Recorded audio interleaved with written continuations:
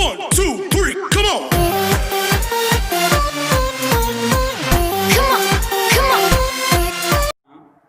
Math के अंदर Roman संख्या का अभ्यास करते हैं। देखते हैं रोमन संख्या कैसे लिखी जाती है। 1, 2, 3 2, 3 और लास्ट ये 50 तक अगर गिनती करनी है तो ये, और 100 तक रोमन संख्या करनी है तो ये 5 सिंबल याद कर लेने हैं। बहुत आसान है। इसके बाद आप रोमन संख्या आसानी से लिख पाएंगे। तो आइए स्टार्ट करते हैं।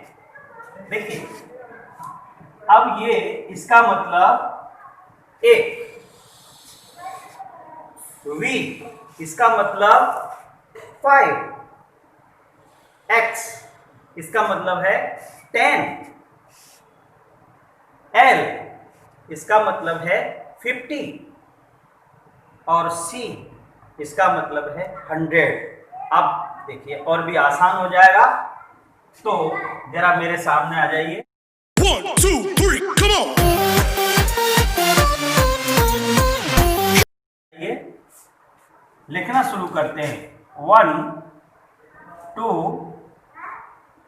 3 हमने आई का प्रयोग किया। इसके बाद ये जो वी है, अगर इसमें आगे आई लगा देंगे तो ये 4 हो जाएगा, और अगर इसके बाद लगाते हैं तो ये 6, 7, 8 ऐसे होता है। तो 5, 6, 7,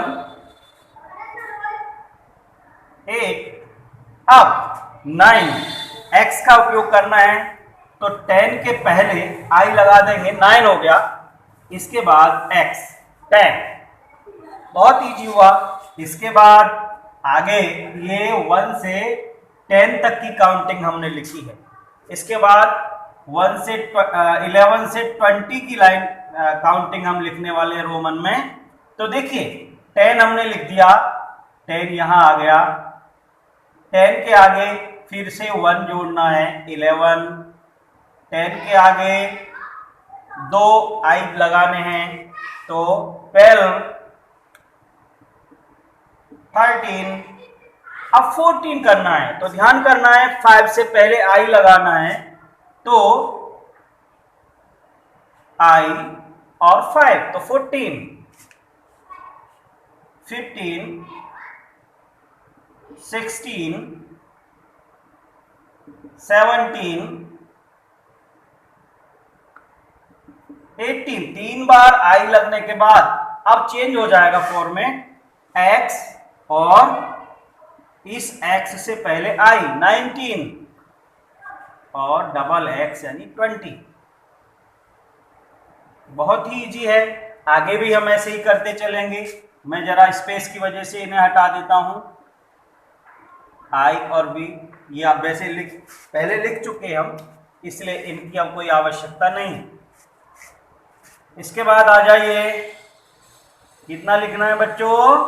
21, 22, 23, 24। 4 के लिए क्या करना पड़ेगा?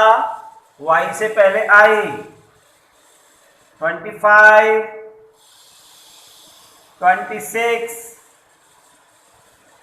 27, 28। अब 29 वापस से ध्यान करना है,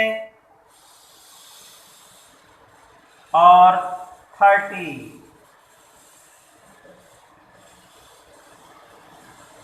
ये काउंटिंग हो गया 21 से 30 तक। आगे चलते हैं, इसी प्रकार आगे चलते जाएंगे, और इसको जरा मैं फटाफट से लिख देता हूं। आप काउंटिंग करते चलेंगे। बहुत अच्छे, शाबाश। कितना हो गया? 33, 34, 35, 36, 37,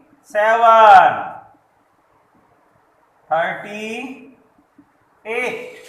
अब 39 के लिए क्या करना है, ध्यान रखना है, ये 39 और 40 के लिए 10 कम करना है।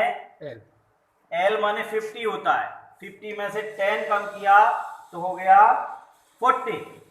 41 के लिए XL1I, XL2I, XL3I, 43, XL44, XL5, 45, XL5I, तो 46, XLVI2I, 47, XLV3III, 48, XL। अब ध्यान करना बच्चों, 1I कम हो गया X में से, 49 और 50 के लिए L।